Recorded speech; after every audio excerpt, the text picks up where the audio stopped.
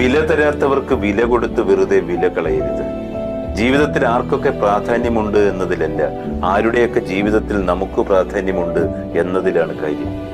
മനസ്സിലാക്കാൻ കഴിയാത്തവരുടെ മുമ്പിൽ മനസ്സ് തുറന്നിട്ട് യാതൊരു കാര്യവുമില്ല. അവരുടെ നേരെ മെല്ലെ കണ്ണുകൾ അടയ്ക്കുക. സ്വന്തം വില കളഞ്ഞ ഒരാളെ സ്നേഹിക്കുമ്പോൾ അവിടെ നമ്മൾ വിഡ്ഢിയായിക്കൊണ്ടേയിരിക്കും. കിട്ടുന്നത് മാണിക്യമായാൽ പോലും വിലയോടെ തരുന്നില്ലെങ്കിൽ അതിന് വിലയില്ലാതാകും. അസാന്നിധ്യത്തിലെ ചിലപ്പോഴെങ്കിലും നമ്മുടെ വില ചിലർക്കെങ്കിലും മനസ്സിലാകും. പരിഹസിക്കപ്പെടാനും അവഗണിക്കപ്പെടാനും മാത്രമുള്ളവരാണ് അതുവരെ നമ്മളൊക്കെ.